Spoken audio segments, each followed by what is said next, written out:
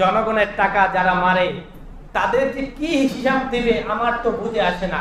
কারণ 10 জনের টাকা মারলে আমার হিসাব আছে, আমি 10 জনেরটা মারলাম, 10 জনের পা ধরতে পারবো। কিন্তু যারা জনগণের টাকা খায়, কয়জনের পা ধরবে? কয়জন দেশে আছে, কয়জন বিদেশে আছে, কয়জনের পা কোথায় গিয়ে ধরবে? সম্ভব?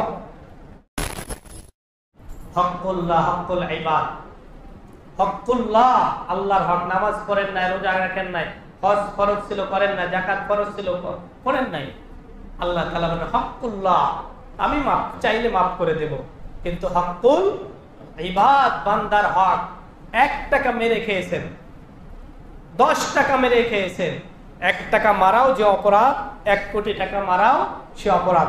1 টাকা হারাম খাওয়া যে অপরাধ, 1 কোটি টাকা হারাম খাওয়া সেই অপরাধ।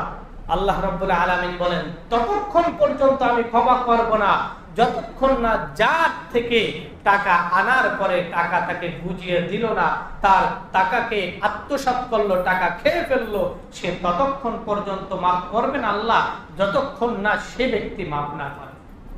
তাহলে চিন্তা করা যায় কার টাকা নিয়ে কোথায় দৌড় দেন। জনগণের টাকা যারা মারে তাদের যে কি হিসাব দিবে আমার তো বুঝে আসে না। কারণ 10 জনের টাকা মারলে আমার হিসাব আছে, আমি 10 জনেরটা মারলাম, 10 জনের পা ধরতে পারবো। কিন্তু যারা জনগণের টাকা খায়, কয়জনের পা ধরবে? কয়জন দেশে আছে, কয়জন বিদেশে আছে, কয়জনের পা কোথায় গিয়ে ধরবে? সম্ভব? এজন্য সব জায়গায় ন্যায় বিচার যদি থাকে তাহলে দুনিয়ায় সম্মানিত হবে, আখিরাতেও আল্লাহর দরবারে সম্মানিত হবে। এই যে যমুনার বাবুর নাম করোনার সময় মারা গেছে, বলছিল যে আমার সমস্ত সম্পদকে তোমাদেরকে দিয়ে দেব, খালি আমার শ্বাসটাকে কি করে দাও, স্বাভাবিক করে দাও। আমার জীবনটা যে শ্বাস প্রশ্বাস এটা শুধু স্বাভাবিক করে দাও, সম্পদ যা আছে আমি লিপিবদ্ধ করে দেব। কিন্তু আছে সম্পদ, আছে সম্পদ পড়ে আছে, কিন্তু সে আছে। দুনিয়ার এত মানুষ, অহংকারের কিছু নাই। আল্লাহ রাব্বুল আলামিন বলেন, বেশি যদি অহংকার করতে যাও তাহলে একটু কবরস্থানে যাও, দেখো তোমার যে 1000 কোটি টাকার মালিক 3.5 হাত মাটির নিচে বিনা বালিশে কি আছে, শুয়ে আছে। আছে না নাই? অহংকার বেশি আসলে ওখানে ঘুরে আসবেন। আপনি তো পাতি নেতা, বড় বড় নেতারা ওখানে শুয়ে আছে। অনেক নেতা জায়গাও পায় না, কোথায় লাশ আছে নিজেও খুঁজে পায় না, পরিবারও খুঁজে পায় না। আছে না নাই? তাহলে কিসের এত অহংকার? আল্লাহ তাআলা বলেন, ইন্নাল্লাহা লা ইউহিব্বু কুল্লা মুখতালিন ফখুর। কিসের ফখর দেখাও? আমি আল্লাহ তাআলা ফখরকারী, অহংকারকারী, হিংসুকদেরকে আমি পছন্দ করি না। এজন্য হালাল রিজিক অন্বেষণ করা, অন্য জিনিস যেমন ফরজ, নামাজ, হজ, যাকাত করা যেমন ফরজ, হালাল রিজিক অন্বেষণ করাও কি পারবো তো ইনশাআল্লাহ? জীবনে যা করেছি ভুলে যাই, যদি কারো পাওনা দাওনা থেকে মিটিয়ে দিই, কখন মরণ আসবে জানা নাই। যদি সম্ভব হয় লিপিবদ্ধ করেন, কার কয় টাকা আপনার কাছে ধার নিয়েছেন আর কার কয় টাকা দিয়েছেন, লিপিবদ্ধ করে রেখেন। পরিবারকে একজনকে বলে রাখেন যে এই পাওনা আমি লিপিবদ্ধ করে রাখলাম, আমার অবর্তমানে, আমার মৃত্যুর পরে যদি আমি পরিশোধ করে না যেতে পারি তাহলে আমার অবর্তমানে তোমরা আমার সম্পদ থেকে পরিশোধ করে নেবে। পারা যাবে?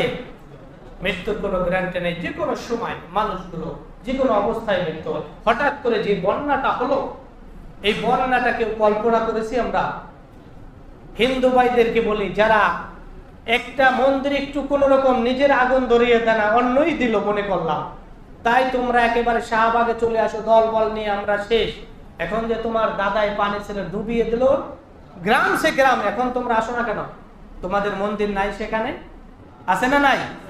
মন্দির যে এখন যে তোমাদের ঠাকুর মা পানি খেতে খেতে পটকা মাছ হয়ে যাচ্ছে, এখন কোথায়? তাহলে বোঝা গেল এটা আসল। ইয়া আইয়ুহাল্লাযীনা আমানু লা তাত্তাখিযু আদুওয়ি ওয়া আদুওয়াকুম আউলিয়া তুলকুনা ইলাইহিম বিল মাওয়াদ্দা।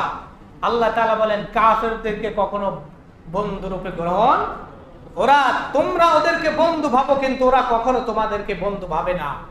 তোমাদের প্রতি যে আল্লাহ রাসূল ঈমান এনেছে, আল্লাহ রাসূলের পক্ষ থেকে, আল্লাহ তাআলার পক্ষ থেকে যে রাসূলকে দেওয়া হয়েছে, এটাও তারা বিশ্বাস করে না। অতএব কখনো দাদারা বন্ধু হতে পারে?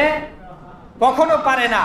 যারা এর পরেও বন্ধু মনে করে, তাহলে বোঝা যায় যে ডাল কি, হ্যাঁ, তাহলে এটাই মনে করতে হবে। তা আসুন আল্লাহ রাব্বুল আলামিন আমাদের বন্যার্থ বনবাসী যারা আসলে খুবই অসহায় রয়েছে, যেখানে পানি একতলা ওভার হয়ে গেছে, তাহলে সেখানে অবস্থাটা কি, সমস্ত বাথরুম, টয়লেট, জায়গা, থাকার জায়গা সমস্ত কিছু পানির নিচে। এই সমস্ত মানুষদেরকে সাহায্য করবো, পারবো তো ইনশাআল্লাহ।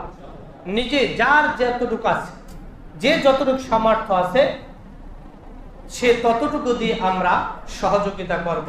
এটা সাহায্য নয়, এটা সহযোগিতা।